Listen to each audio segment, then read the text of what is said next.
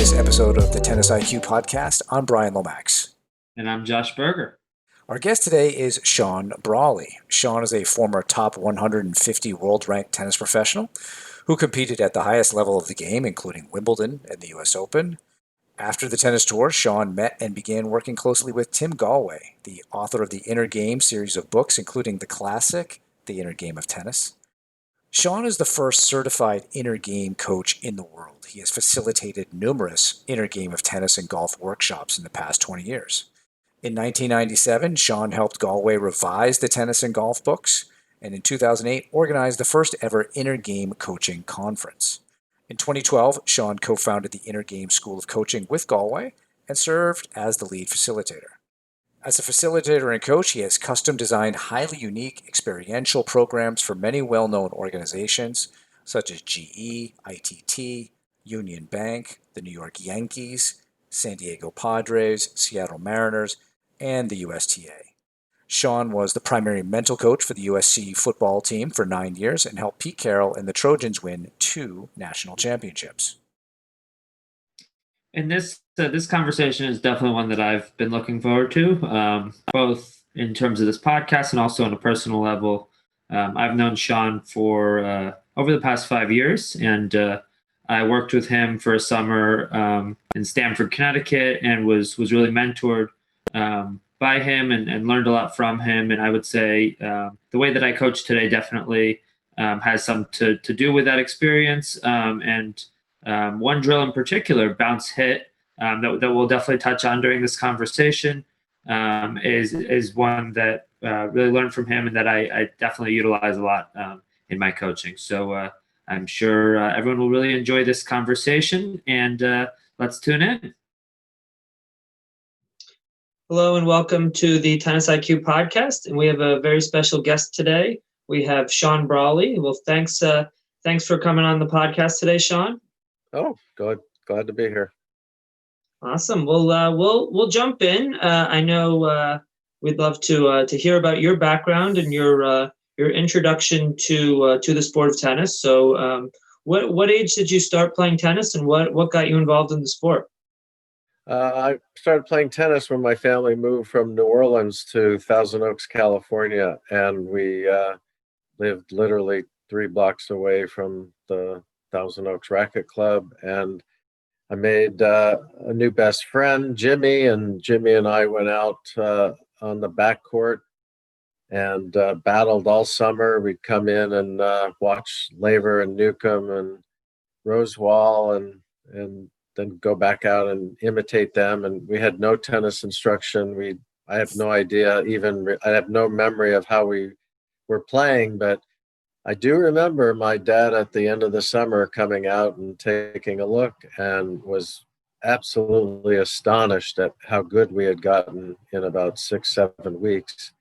And he brought me immediately to the tennis pro and paid for a half-hour tennis lesson to evaluate me. And the pro said, wow, this boy has some really good eye-hand coordination.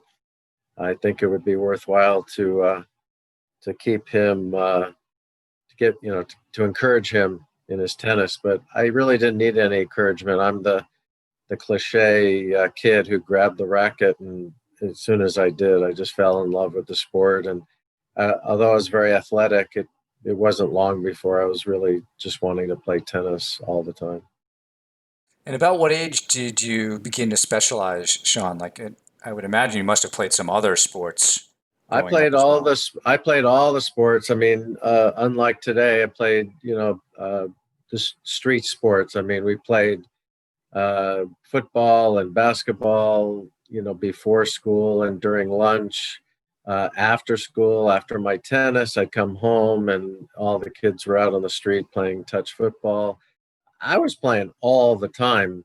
And even when I wasn't at the club, I also was hitting the ball against my garage when I was bored, because we didn't have all the choices today for TV, And I would say, I really, in a way, specialized just because of my love for it pretty early. I mean, I really knew that tennis was my sport.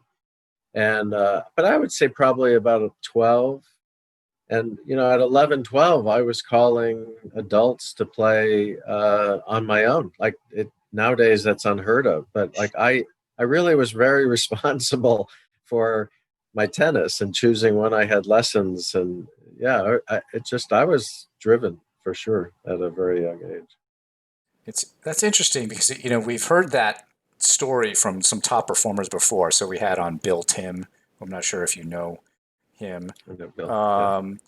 Same thing. He was not bashful about calling up adults or anybody that would want to play tennis. I recently watched the documentary on Billie Jean King from PBS's American Masters. Same thing.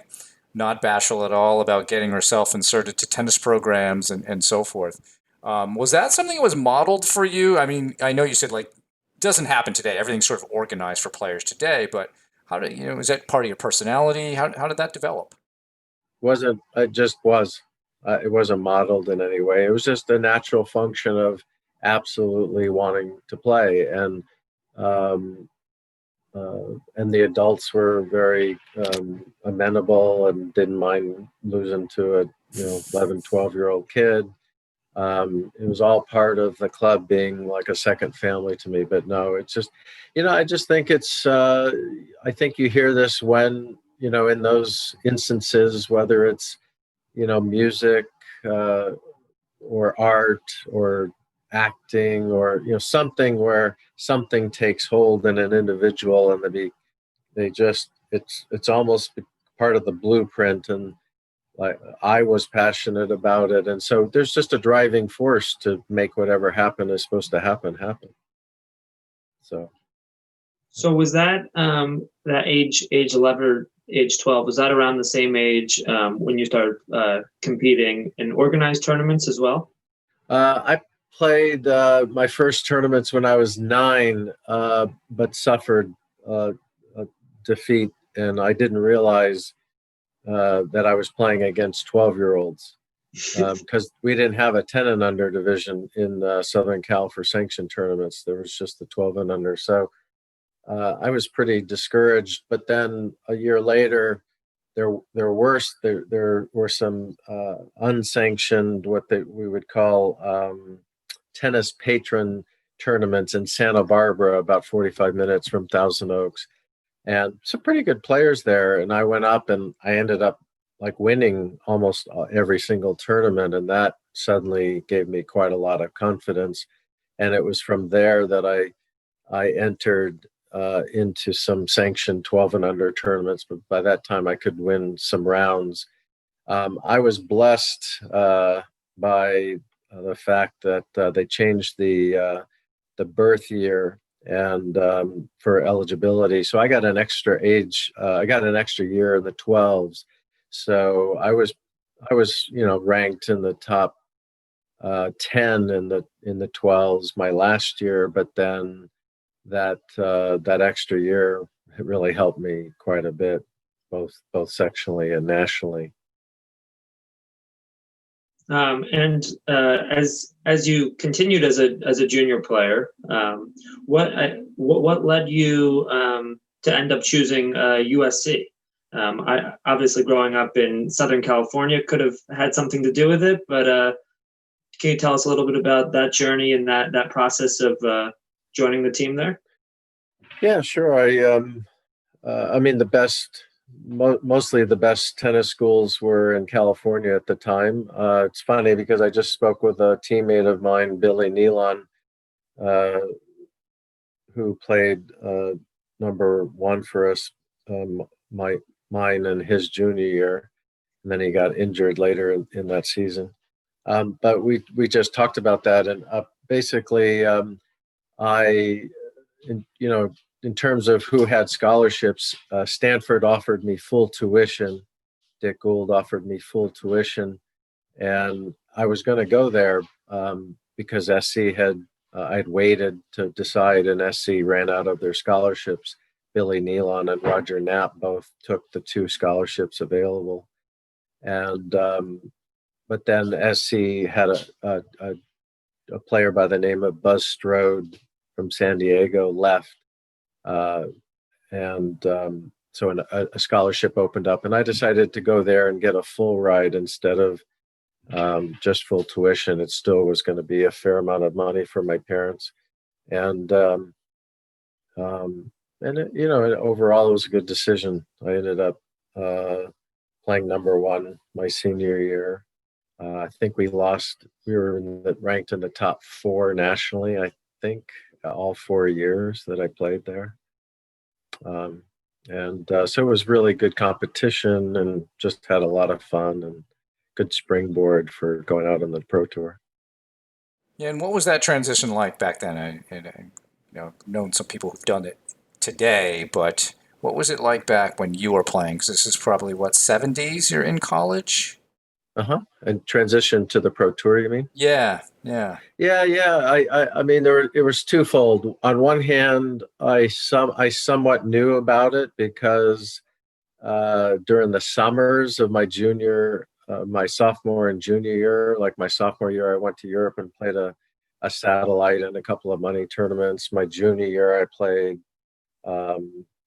2 different USTA satellites back to back and did quite well. I actually was considering taking a semester off because I'd finished 5th on one and 2nd on the other, and had 30 points in 2 tournaments. So I was ranked 300 in the world with 2 tournaments, and they were dividing by 14 at the time. I probably, if I'd known better, if I'd had a crystal ball, I would have taken that fall semester off, because I was playing the best tennis of my life at that time.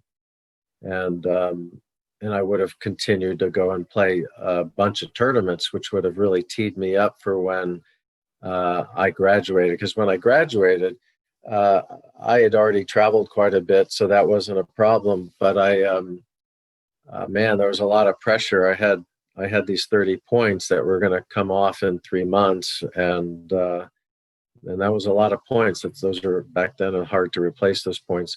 So basically, I then really restarted over and played satellites again, and I became one of the best satellite, the satellite challenger players around. I basically, I finished first on one. I won quite a number of the satellite tournaments over the years. Got to the semis of several challenger tournaments, which gave me an opportunity to play in the next division up, the Grand Prix.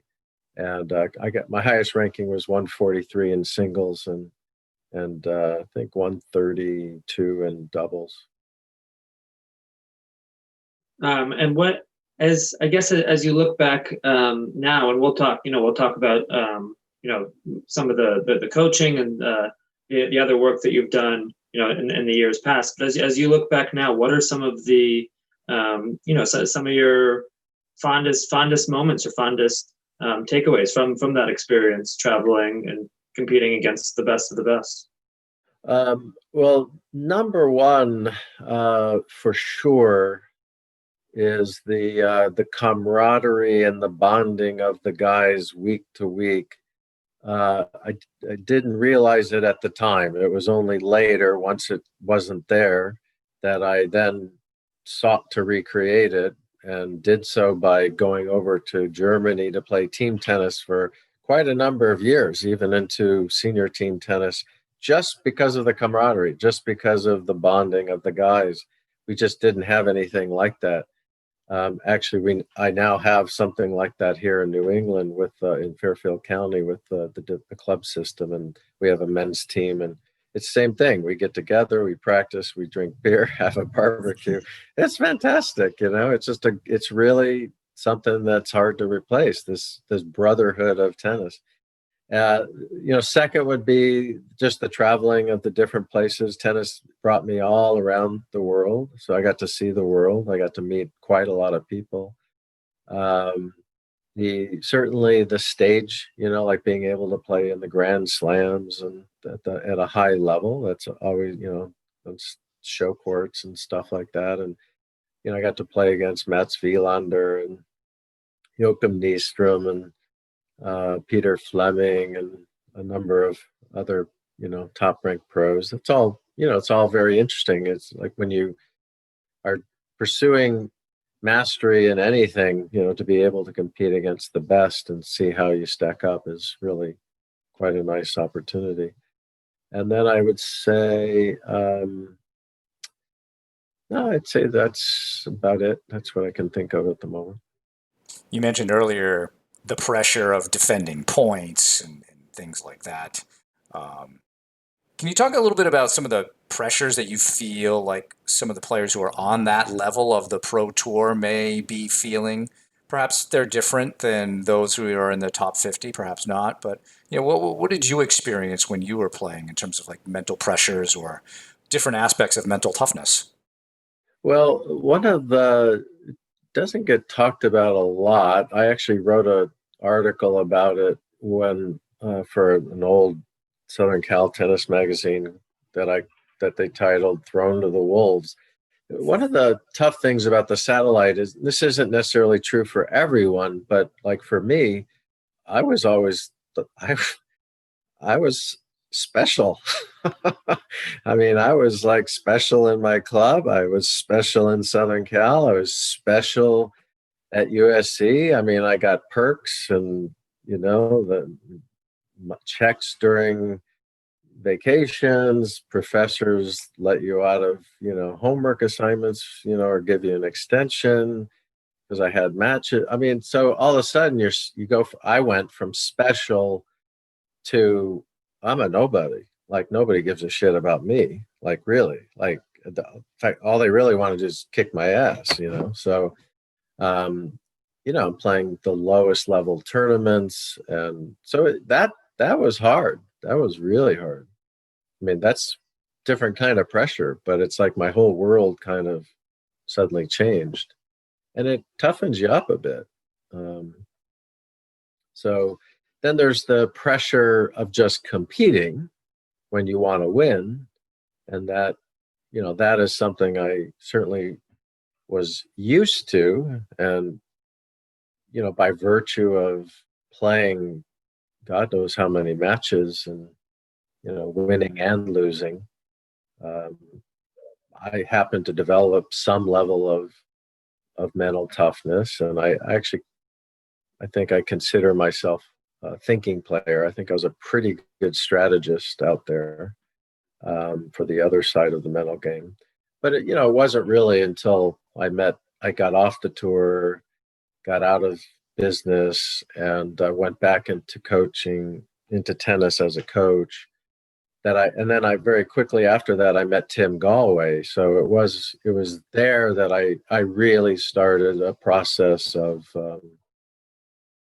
learning from him about the mental game, and it's still continuing. I feel like I'm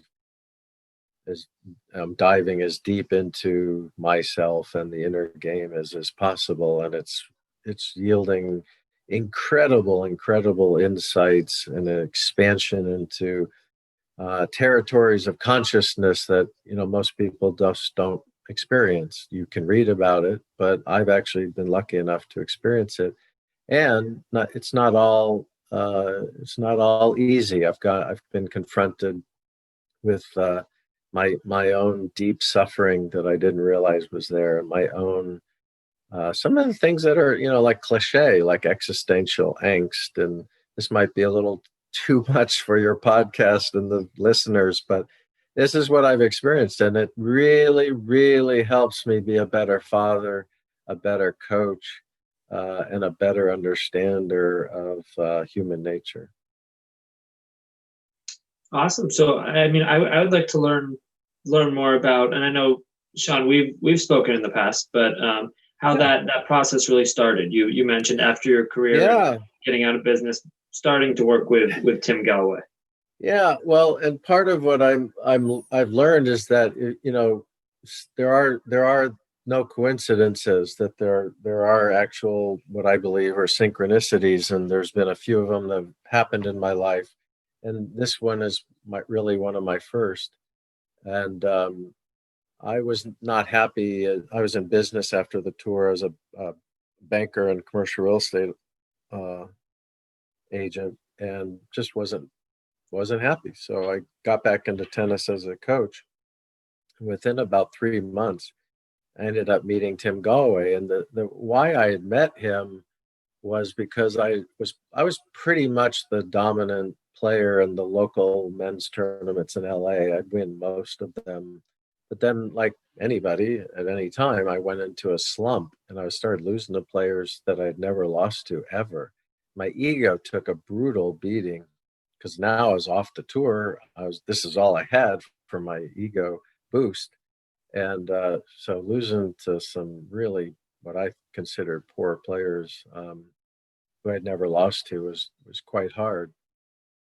And so there were no tournaments for like a month in Southern Cal. So I went to a Northern Cal tournament and for the first time got the inner game book to read on the way up. And I just could feel how it was shifting my mindset, just a few basic ideas. And I went and played the tournament in Northern Cal. I beat the number 3 player at Berkeley and the number 1 Northern Cal player and won $1,500.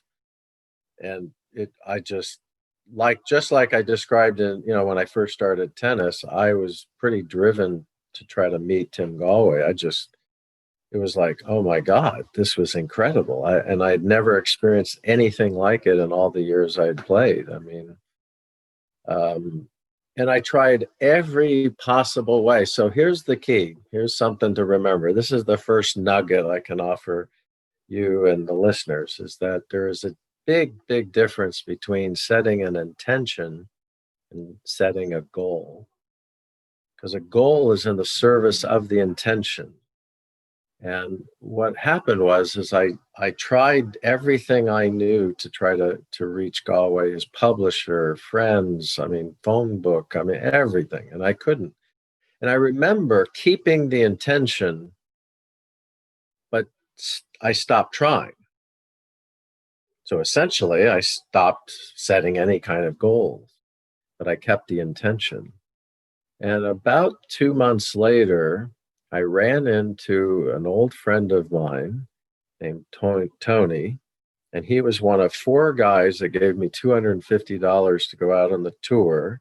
When I came back from traveling, I taught him, and then he liked it so much that I taught his kids. And when I met up with him again many years later, because I'd not talked to him in a while, and I told him what I was interested in, he said, "Oh, you might want to meet my cousin." And in all the time that I went out on the tour, it's not like he gave me $250 in the book. When I was teaching him, he never gave me the book. When I was teaching, I taught him his kids for at least 3 years. Never gave me the book. And now he's saying, "Oh, you might want to meet my cousin." Now, was it a distant cousin? No, they lived together in the same house. The family, 2 families lived together in the same house in San Francisco. And so this is the first, so he set it up. I met Tim, and then Tim offered to mentor me. And this is where the first shift, this is where I enter the twilight zone.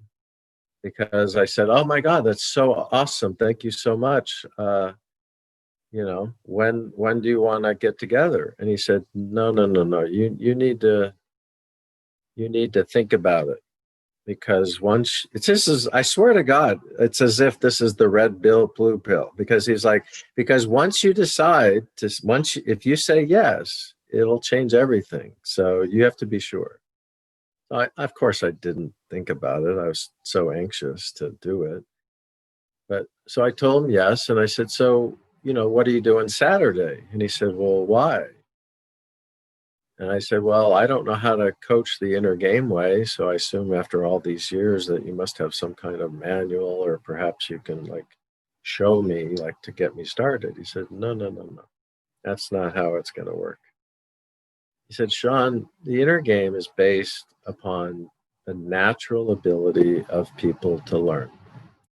And it's been, in most people, it's been atrophied because they don't use it.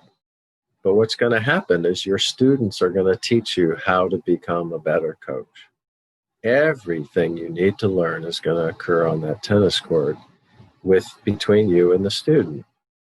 And you're going to try things and they're going to work. And then you need to notice that. what's effective, and you'll keep that. And then you'll try things that won't work. And that'll lead to some questions. And then you can come to me with both your success stories and your questions, and I'll coach you on that. And he said, but you might want to read, I would suggest you read the first 30 pages again, because there are a couple of examples or stories, and you, depending on your students, you might be able to use them. When's your first lesson? I said, it's tomorrow, actually. And he said, well, your inner game mentorship starts tomorrow. Write down any questions and get back to me. So, and this is what happened in my very first lesson the next morning. It was with a woman named Nancy. She was the wife, and still is the wife, of a good friend of mine. He couldn't coach her. She had played maybe twice, and I got her out on the court, and I tossed her some balls, and she hit the ball on the frame of the racket or missed it every time. And it hit the frame about maybe 3 or 4 times and completely missed the ball 6 times. And I remember, still to this day, literally, I can reflect and remember my thing. And I thought, oh no, what am I going to do? Because the only thing I could remember as a teacher was watch the ball. And I know that that doesn't work. I already knew that that instruction didn't work, even though everybody uses it or used it at the time. But then something shifted. It was as if I had one foot in the old way that I had been taught and I had been teaching, and one foot in this new possibility. And I asked myself, a little voice said, what's going on in her mind? And so I asked her, I said, it's a simple question. I said, Nancy, where are you hitting the ball on the racket? And she took her racket face and pointed right to the middle of the racket, like in her experience. And so there was a disconnect between perception and experience. So what I know now is that if there's a disconnect, if there's not an alignment between reality and someone's perception, you can help them clarify the reality that they perceive, everything will change all on its own. You don't have to do anything else. And so that's what this represents. I said, oh, okay. So then I thought about it and I said, okay, so how can I actually give her an experience of hitting the ball on the string? So I went over to her side. I dropped the ball and hit my strings, let the ball bounce on the ground, hit my strings back and forth, back and forth. And I said, can you do that? And she said, yeah. And she did it. And I said, what does it feel like when you hit the racket strings? She says, it feels like springy. And I said, okay. So I went back on the other side of the net. I started throwing balls. She did the same thing as before. She hit about 4 balls on the frame of the racket, missed completely the other 6.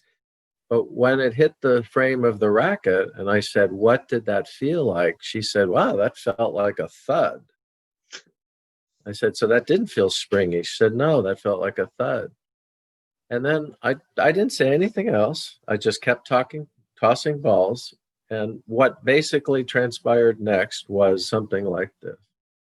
Thud, thud, miss, miss, springy, thud, thud, springy, springy, thud, miss, thud, springy, springy, springy, springy, thud, springy, springy, springy, springy, springy. That was it. That was it. I didn't do anything. I felt like I hadn't taught, but I felt like I was like in total awe of this unbelievably natural ability of this person to learn without any necessarily, any teaching or instruction from me.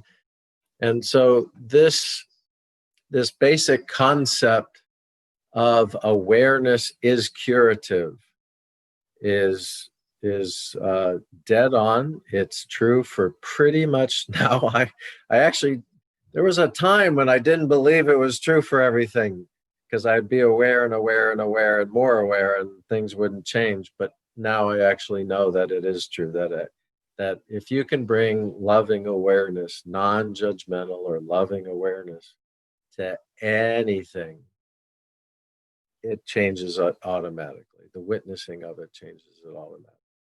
Anybody interested in quantum physics knows that the observer changes what is being observed. And so if you pay attention to something, it's the first thing that you need to change something. And it's if you're fully aware when you're doing something, you can never do it the same way again. So that's how change happens. So it was an incredible first day. Many, many, many, many, many other stories very similar to that of natural learning. And that's how I got started. That's a really cool story. I like that. And it seemed like, even though you feel like you didn't do anything, Sean, it felt like just by having some facilitative questions, perhaps you helped her create some awareness. Yes. Would that be accurate? Yeah. That's basically you create awareness in a number of ways. You can direct a person's attention to awareness, to the elements that are critical. You can have them pay attention to where their racket is on the backswing, as an example. You can have them pay attention to the ball. I mean, the most famous inner game exercise brings awareness and focus to the most important thing, which is the tennis ball. It's called bounce hit. So whether it's the ball, the body, the racket, the feet, I mean, whatever it is, awareness will facilitate. Basically, what it facilitates, what we know now, is this is the reticular activating system at the base of the brain. It's the guardian at the gate. It's the aperture that lets in. I mean, we get 2 billion bits of information at any moment, and it filters the information. This is why intention versus goal setting is so critical. When you set an intention, it impacts the reticular activating system. You'll pick out two things. One, highly relevant information, bits of information per what you're wanting, whether it's performance, learning, or enjoyment, let's say, and high quality. So for instance, if you take a player that wants to get better and you put their attention on reading the ball, their brain will suddenly, especially if they've never done exercises like this, their brain will literally wake up. The reticular activating or attention control system will open wider. And all of a sudden, all this information about the ball, about the spin, speed, direction, height, and depth suddenly comes in that wasn't there before. And your brain is so plastic that there's almost no end to the information it can take in and the learning it can take in. And so, like something like bounce hit or ball height over the net, or lots of different awareness instructions related to the ball or the body, typically elicits continuous improvement. And I find personally, once I became masterful at this approach, I found that I didn't have to give very much, if any, technical instruction anymore. That by just focusing on what's critical, and that's, say, the second nugget, if you focus the person's attention on what's critical, it's this, and we know this from neuroscience. Daniel Goleman wrote a book called Focus, the Hidden Driver of Excellence. I put it out 4.5 years ago. And the research is crystal clear that focus of attention is the driver behind optimal performance, optimal learning, and even, surprising to him, intimate, meaningful relationships.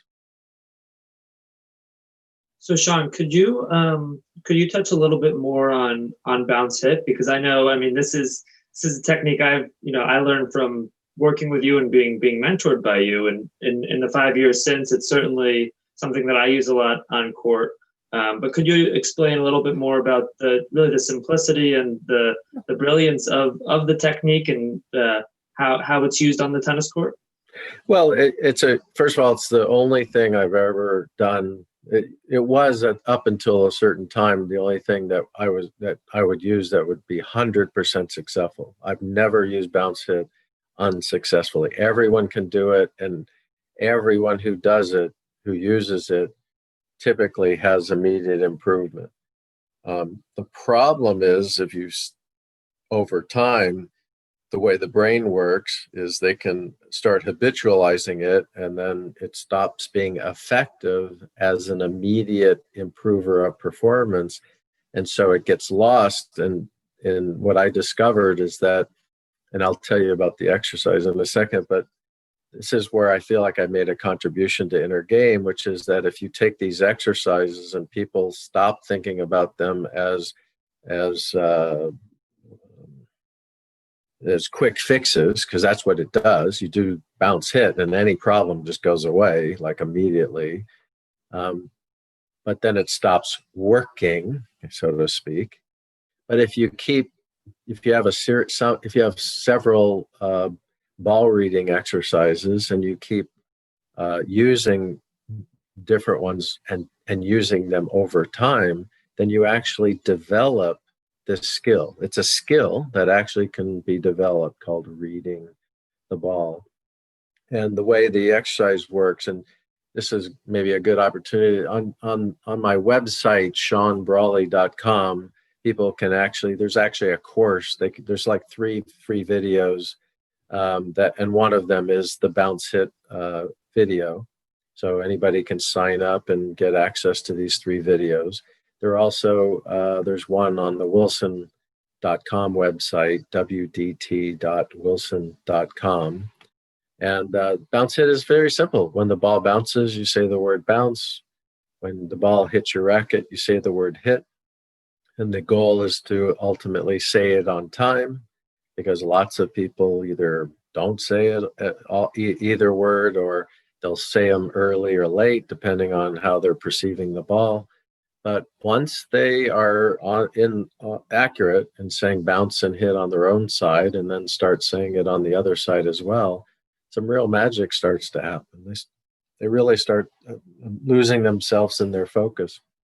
And quite a lot of people over the years enter into the what we'd call the flow state. And part of the reason why that's happening is because they're no longer thinking. The saying bounce hit tends to block the thinking of the left brain, putting the person in their right brain.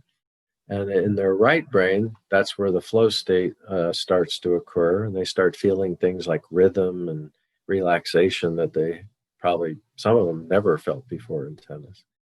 And the other thing it does, we know now, is it doesn't just block the thinking. We know now from neuroscience, that brain physiology, that by focusing on the ball, that the act of focusing inhibits the negative emotions. So there's a simple formula. If you want to improve, say, performance, that's equal to our potential minus interference. So whatever potential we have at the moment, which can be developed over time, but right now, if you want to improve performance, that's going to be equal to whatever your skill development is right now, minus how you get in your own way. So what focus does is it helps a person grow in the moment, their ability to focus, and it reduces the self-talk, the self-doubt, the self-judgment, and therefore the self-interference. And so you get this pretty impactful, immediate improvement in performance. And that's it in a nutshell. That's the Inner Game in a nutshell. It's learning over and over again how to develop potential and how to reduce how we're getting in our own way. And that's true whether it's in tennis or when I've worked with the Yankees or Pete Carroll at USC, or in my own life where I'm just trying to figure out how to have a happier, more meaningful life. Yeah, that's great. I mean, I just love the idea of really trying to pick out that critical focus point, and I think that's probably one of the harder things to convince people of. Well, you said 2 things. It's one of the hardest things. You could stop there. So that's not like I have to tell you guys, I did this for a long time. I felt like I was a really good coach. And it wasn't until 10 years ago, after I'd been coaching for quite a long time, when I had a project, a consulting project, both here locally in New England, because that's when I moved to New England. So I was going to consult with the high performance coaches of a local academy. And at the same time, I got a consulting job with the German Davis Cup captain.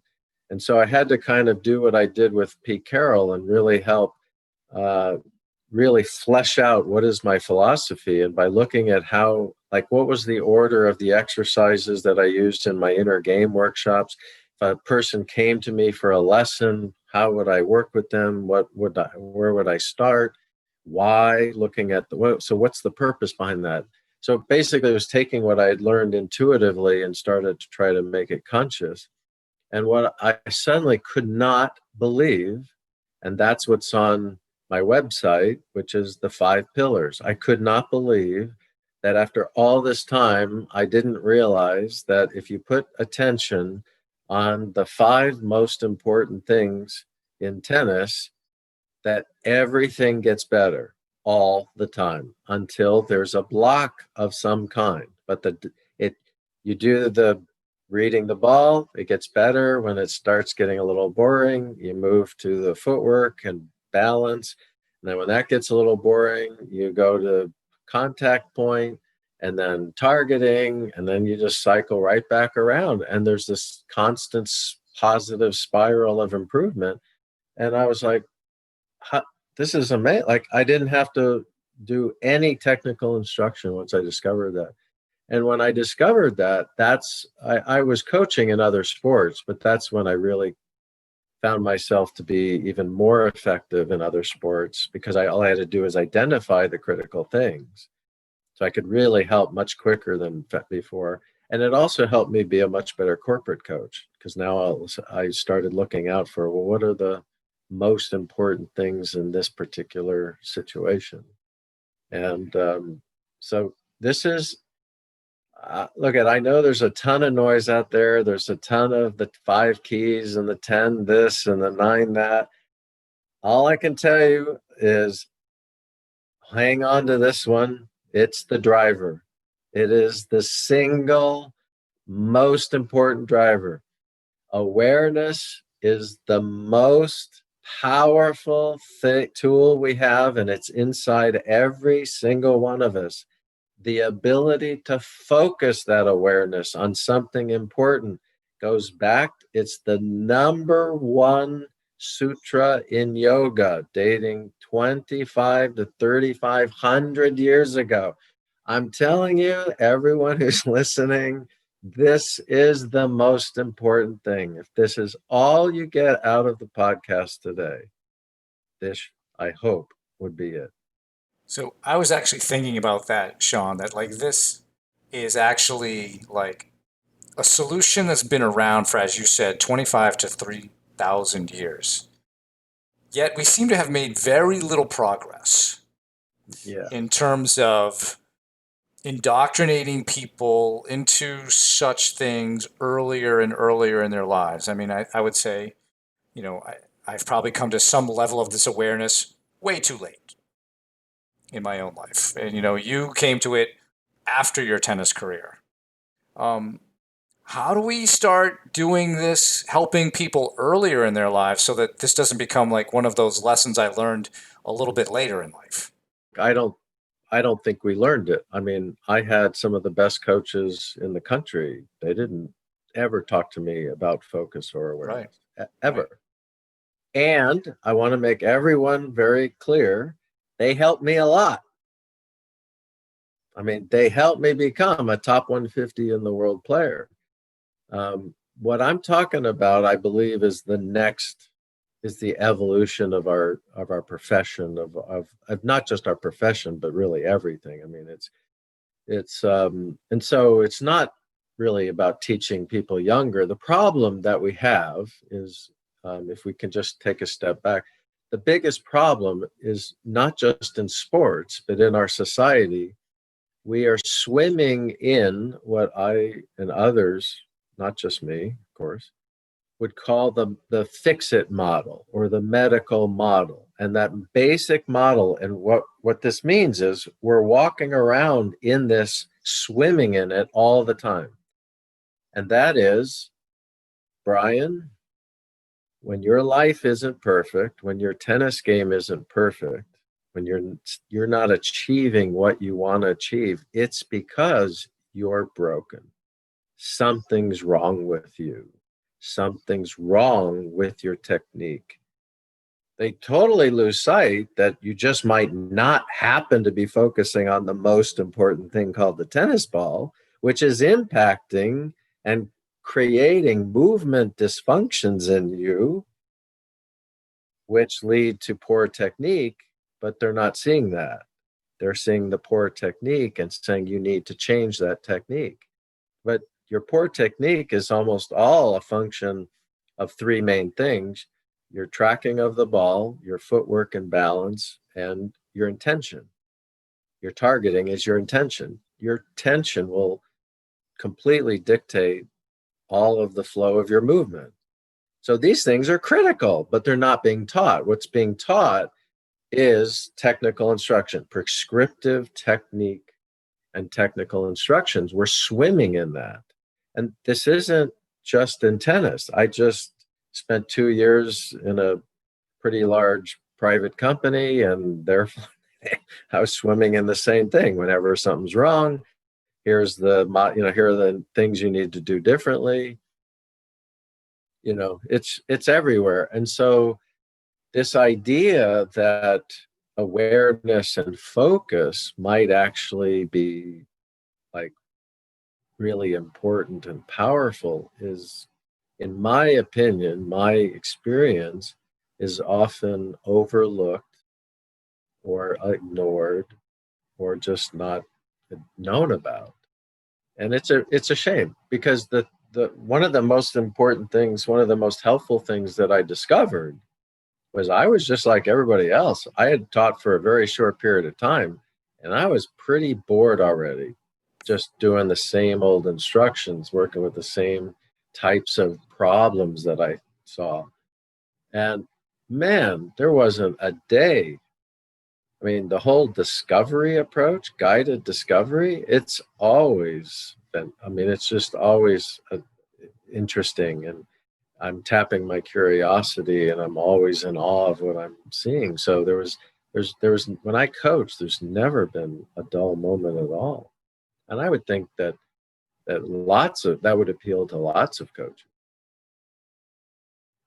To go back just a little bit, and within that learning process, and I guess whether from your experience, whether it's within the sport of tennis or other sports or in corporate environments, and I think you touched on this a little bit already, but what would you say are some of the big, the biggest roadblocks or the biggest, most common interferences that get in the way of that learning process? So what gets in the way of what learning process? Just in general, learning anything? Yeah, learning anything, or what you've referred to as that natural learning process of sort of letting yourself learn what the body knows how to do.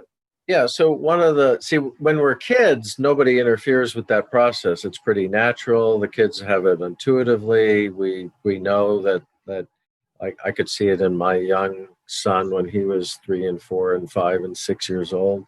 They're utilizing this naturally. First thing that happens, and I could see this, it's about first grade. I could see the changes in the kids that I was teaching when I was a tennis director. Like suddenly they weren't answering the same way the 4 and 5-year-olds were answering me. They would hold their racket. They wouldn't know, like when I ask them some awareness-based question. And so it's around first grade, and the way we get educated and the way the parents start teaching them, that they start shutting down this basic process. They wait for cues of punishment and reward. You've heard of the carrot and the stick. So what starts to happen is our learning becomes externally based and focused. We're waiting to be told what to do. We're waiting to be given instruction. You can see that, in tennis instruction, let's say today, where, the kids are never really asked, well, what do you think you should be working on today? It's always a set, parameter.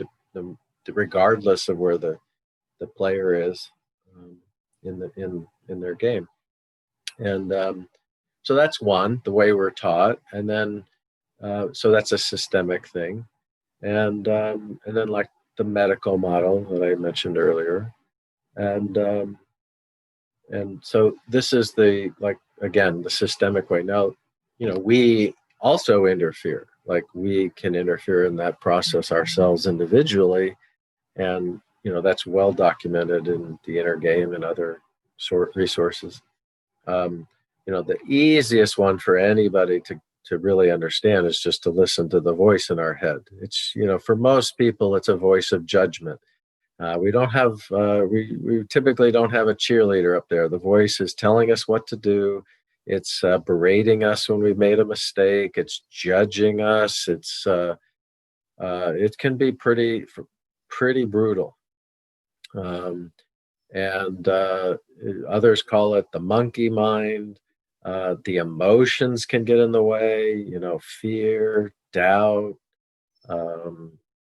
even anger. I've worked with a number of players over the years that would end up being blocked in their growth. Even Federer, I interviewed Federer. Federer's, growth, just really blossomed after he was able to deal with his own anger, and he somehow, in his own process, came to a realization that this was really impacting his playing. And so he worked on it. And once he got it under control, that's when he said that he pretty much won Junior Wimbledon soon after that. And he was on his way. So,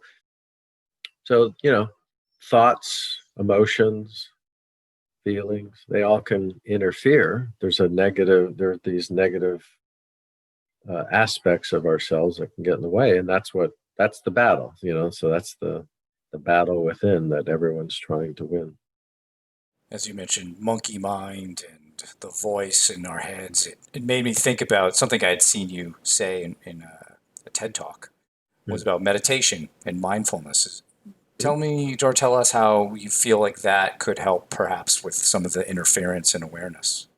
Yeah, I mean, outside of focusing on what's critical, in terms of developing one's focus, meditation, I have found in my own experience, and I've done some research, and there's quite a lot of research now out there that supports that meditation can be, for most people, but not all, quite helpful in many ways, that there are many benefits. So say for an athlete or a coach of athletes that may be listening, meditating even just 10 or 20 minutes a day you're practicing focus. So if you're sitting down and you're, say, as an example, this is just one meditation you could do. Excuse me. The typical meditation is to sit quietly and sit still and just notice your breath. And as you notice your breath in and out, you'll notice several possible things. Most likely, you'll lose focus and thoughts will come. Emotions might come. You might even find that you're controlling your breath. Like without wanting to, you might find that you're actually not able to just watch yourself breathe, but you're controlling it. All of these things are pretty normal. And they happen even to the most experienced meditators. But in the beginning, it can throw people off and make them feel really bad. But every time you notice that you've lost focus and you come back, you're practicing focus. You're building your focus muscle. And what happens over time is none of those things I mentioned ever go away, ever. But what happens is the space between when you lose focus and when, say, as an example, a thought comes, gets bigger and bigger. And when you start resting in nothingness, something starts to change inside. What I experienced personally was I had no idea how much stress that I had in my system, even from all of those tennis matches. All of those tennis matches I'd played all of my life. If people think that, let's say you play hundreds of tennis matches and you're anxious before the match, do you think it's gone away after the match? It's housed in your body for a long time. Trauma is housed in the body. If you've been spanked, if you've been verbally abused, as we know many tennis players have been, that's lodged in the body. The emotions are frozen in the body. And so the meditation can actually start to learn to deregulate your or regulate your central nervous system. And so over time, you just become more relaxed and more calm. And what Gallwey says is that relaxed focus is the foundation is the mother skill. So it's this combination of learning how to access this parasympathetic system, which is the relaxed system, and be alert and focused, that you'll always perform at your best. Because when we do that, we're just being us. We're just being Brian. We're just being Josh. We're just being Sean. Like whenever, Brian, you can just be Brian and do whatever you're going to do, you'll always do it better than if you're stressed out. Because if you're stressed, it's likely that you're seeing this thing you're going to do as a threat, and that threat triggers old traumas, old conditioning, the sympathetic system. And now you can do what you're going to do, but it will be not quite as good as if you were just being yourself. Does that make sense? Makes total sense. All right, Sean. So I know that through your work with Wilson, you've interviewed a number of the top Wilson pros like Roger Federer and Venus Williams, among others, on really the inner game. Can you tell us more about that and some of the insights that you found through those interviews?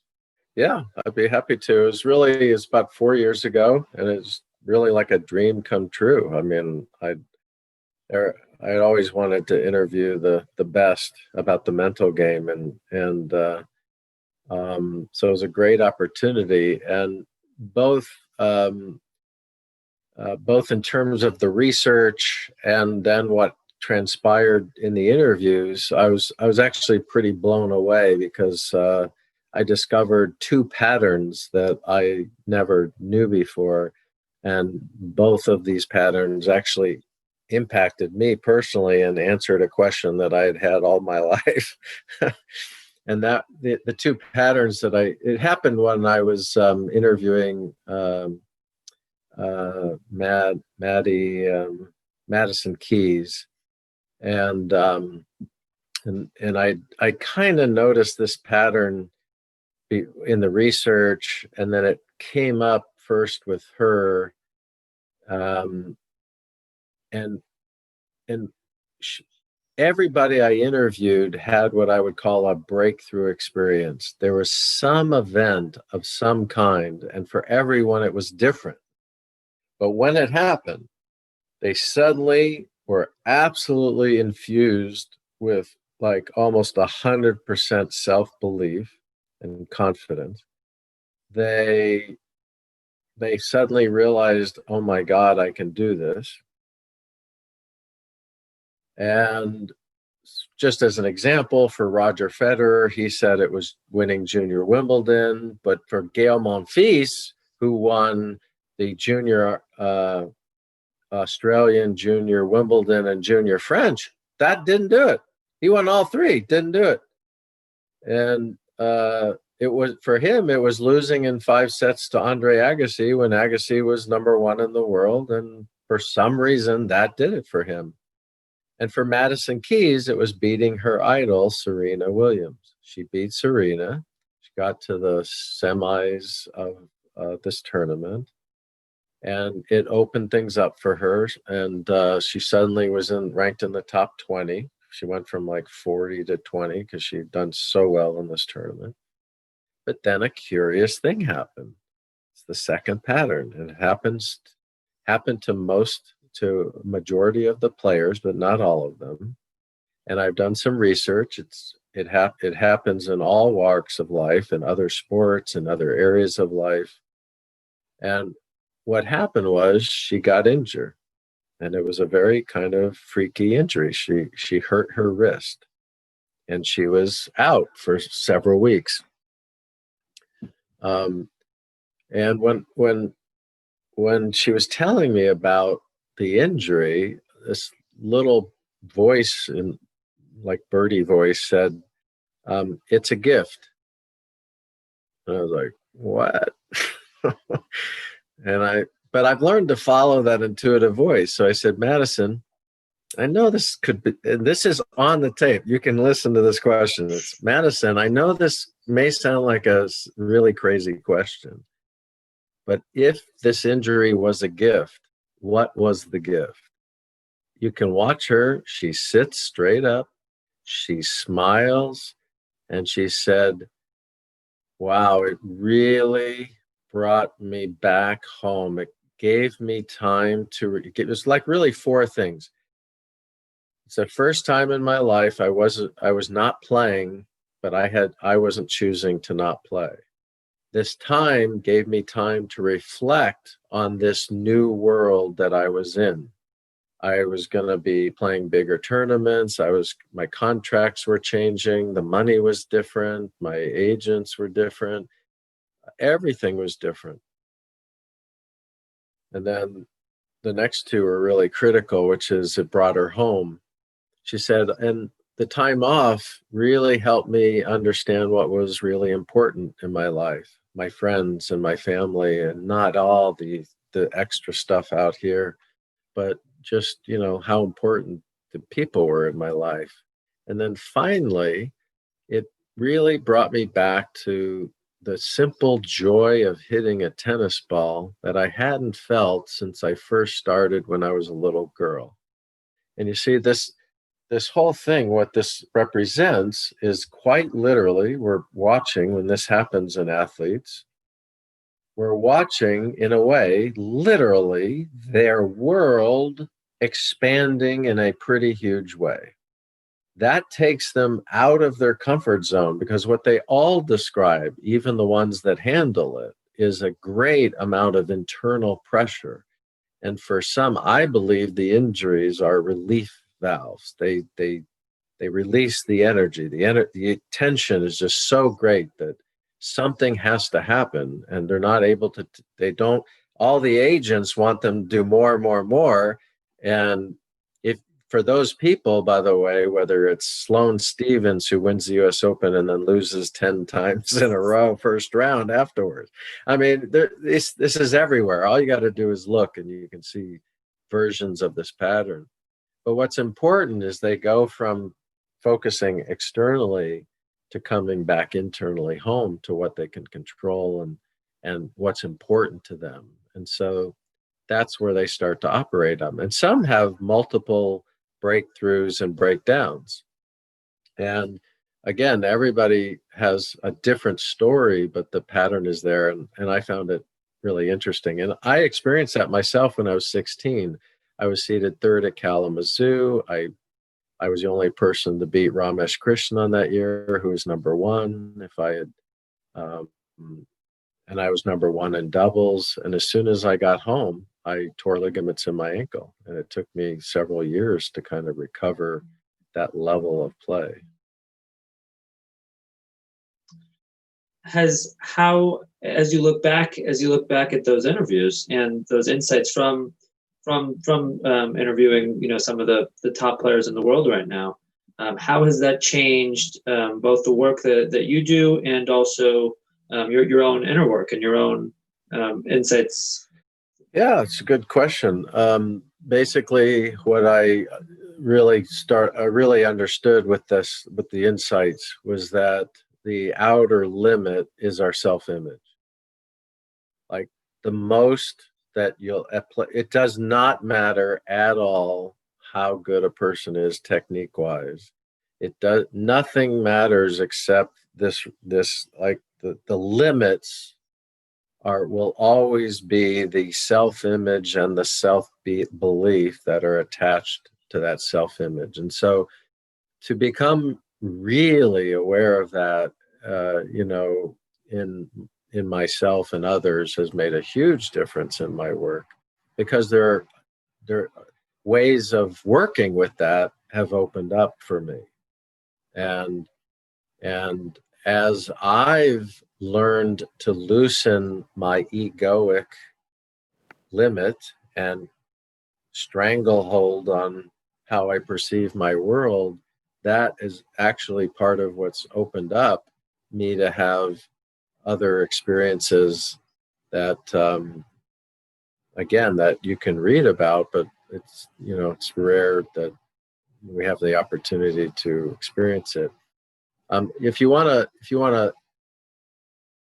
relatively, what would I call it? A relatively layman's look at this would be Michael Pollan wrote a book called Changing Your Mind, and it's an experience on, I think he takes multiple hallucinogens, but like they're all guided.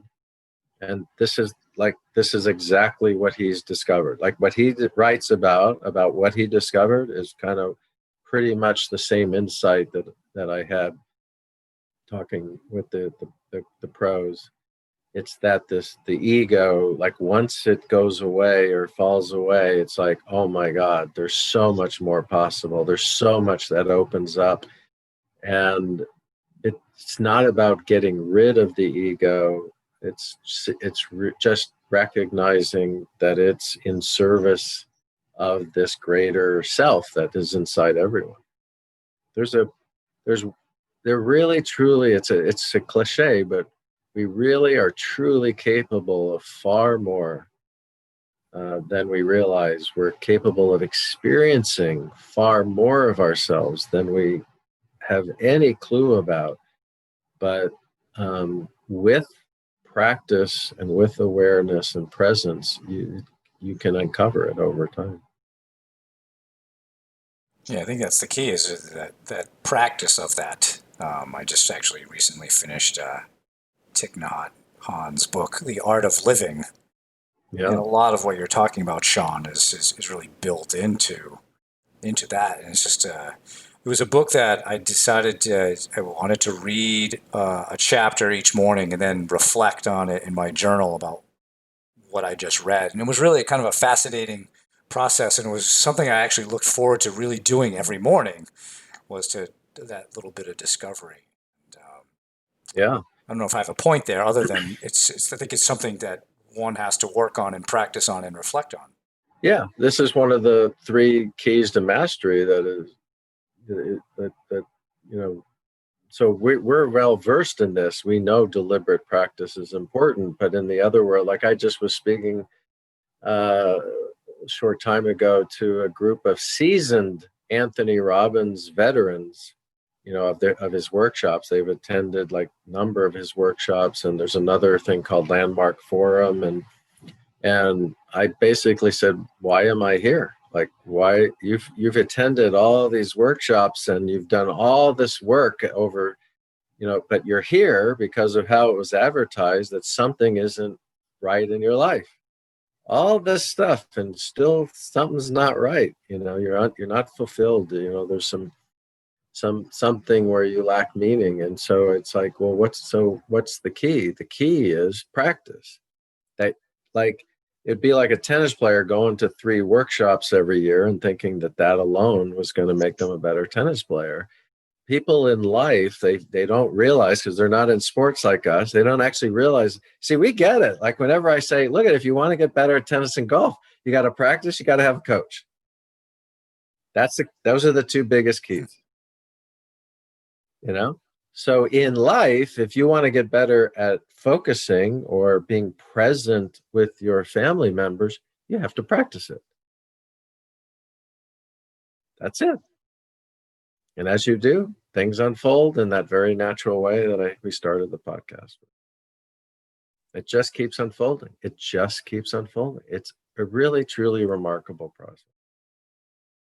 Absolutely. And I think sometimes being able to keep it simple, on those most important things, as you've talked about, repeatedly, rather than, overcomplicating it or over over coaching or, giving too much instruction.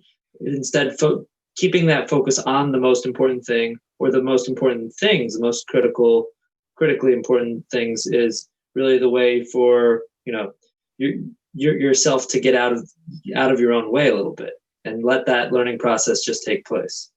Absolutely. Well, any last, I think we can start to wrap this up. Any final thoughts? I know we'll add your TED Talk, as well as the interviews that you did with Wilson that we referenced earlier. But any last points that you'd like to make, or anything else in terms of the work that you've done that you'd like to share with our listeners and viewers? Not that I can think of. I mean, we've already gone pretty far over, but there's always the possibility of a story or two of working with the Yankees, or with a USC football player. But you have a lot of material, so I don't know how you want to go for. I don't know how you want to handle that. I think we've gone through a lot. If you wanted to, end with a final story of either of those, I think that would be great. Okay. Well, one of my favorites, because it really shows, again, it really shows the whole inner game. It shows like an athlete who is already got quite a lot of potential, and he ends up, having some struggling, not being able to do what he knows how to do. And then in a very kind of mental jujitsu kind of, technique, he's able to not only get back to normal, but actually even be better than that. I was called by Pete Carroll to come in and work with the place kicker, Ryan Killeen, who it was his senior year, and he done pretty well the year before, but he had started the season 2 for 6, and they were all within his range. They were all like 30, 35 yarders. It's not like they were 40, 45 yarders. So Pete called me up and said, you got to help him get back on track. If not, I have to replace him. I don't really like his backup, so I would really, really hope that you can help him out. So I show up, and I said, so Ryan, what's the problem? And he said, well, I'm kicking the ball to the right of the field goal post pretty much every time. I said, okay, is this in the game and not in practice, or is it in both? Because as you know, that would matter. One might be just pressure, the other, But he said, no, it's in practice and in the game. I line it up, I do my routine, and then sure as heck, I kick it to the right of the field post. And so I said, so it sounds to me like you know how to do that, which is important, because I never want to ask any athlete I work with to do something they can't do. So you know how to do that, right? He said, what? And I said, yeah, so because I want you to kick the ball to the right of the field goal on purpose.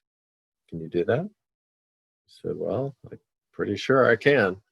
So he sets up the ball, does his routine, kicks the ball through the middle of the goalpost. He looks at me, he's dumbfounded. And in inner game, you learn to use a poker face. So I just pretend like I don't know what that, I'm oblivious to what's just happened. Like it's not a big deal. And I said, Brian, I thought you said you knew how to kick the ball to the right of the goalpost. And he kind of chuckled, and I said, now do it again. I want you to kick the ball to the right of the goalpost. He sets it up, does his routine, kicks the ball through the middle, turns to me and says, what the fuck is going on? I mean, this is outrageous. I cannot believe this. Now, what I learned, Josh, was that if I had left it there was a 50-50 chance he would recidivate, because it fixed it in the moment, but under pressure, he might actually go back to what I'll just call it the other synaptic pathway. So what I learned to do is actually something that they do in trauma, which is called titrate. And coaches can use this when they've changed a habit and they want the player to be aware of the new habit and the old habit so that they can be more in choice. And so after the second one, I talked to Ryan, I looked at him and I said, now Ryan, now I'm really serious. I mean, deadly serious. I'm just letting you know that if you don't figure this out right here and right now, you're going to be replaced.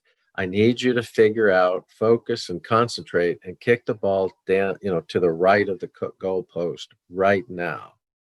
Like your life depended on it. He looked at me as like startled. He set it up. He kicked it to the right of the goalpost. I said, now kick it to the left of the goalpost. Kicked it to the left of the goalpost. I said, kick it to the right. He kicked it to the right. I said, kick it to the left.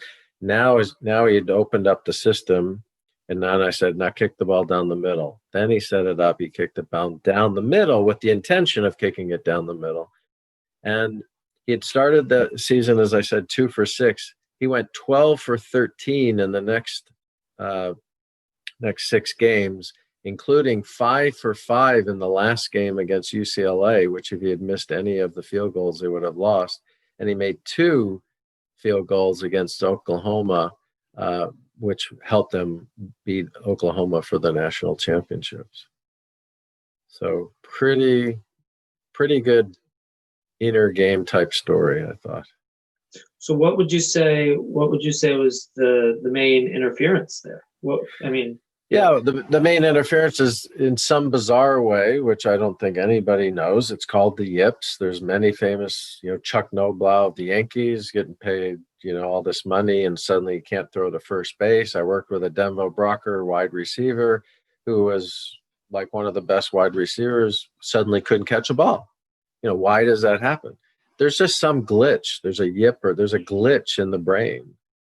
And I think ultimately it has to do with the fear of not doing it. So like something happens, like you kick to the right and then he's afraid to not kick it to the right. And, if you don't think of a pink elephant, then suddenly that's the programming. And it's like, not pink elephant. There it goes to the right again. It's like, I don't actually know. What I do know that, frees them up is when I give them permission to miss.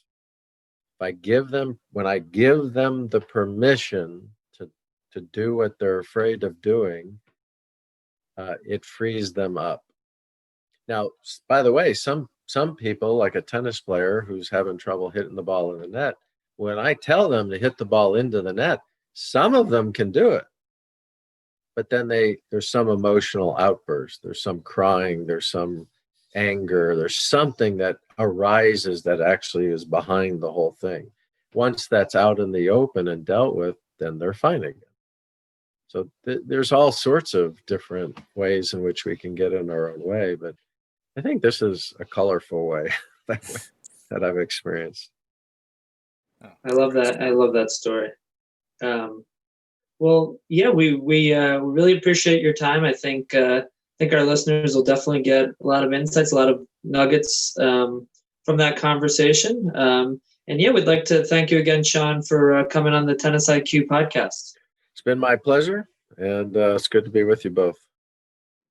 Well, that was a great conversation with our guest, Sean Brawley. And I guess one of the main takeaways that I got out of that, Josh, was just the idea of bringing your focus to just a few simple things. Take that for wherever you think that should go. Yeah, absolutely. That was a big takeaway of mine, that if you can remove some of these barriers during the teaching process, or really the learning process, then you can let the person learn in a more natural way with their abilities, and sort of let those natural abilities take over. I think we as coaches and sports psychology professionals, and I think this applies to teachers and parents and anyone that really is teaching or instructing somebody. We have this, I think, tendency at times to overcoach or to try to overload somebody with information where really I think this conversation shows, and Sean really talks a lot about honing in on one critical point, or maybe it's a few critical points. And, besides that, not doing too much in terms of technique or too much instruction, and letting the person figure it out in a natural way. So that was probably my biggest takeaway, to hone in on that most critical factor, and let the person really take charge of that process. Well, that's our show for today. Once again, many thanks to Sean Brawley for joining us today on the Tennis IQ podcast. For more on today's show, please check out our show notes. If you have any feedback or questions for us, please email us at tennisiqpodcast@gmail.com. You can also use the Twitter hashtag TennisIQ. And also, I'll mention we do have an Instagram page, which is Tennis IQ Podcast. Check that out. We generally post something with each episode. So check that out and give us a follow there. Additionally, please subscribe to the show on your platform of choice, which includes YouTube, as well as all major podcast platforms. And tell a friend if you think they might enjoy our episodes. Thanks again, and we will see you soon for our next episode.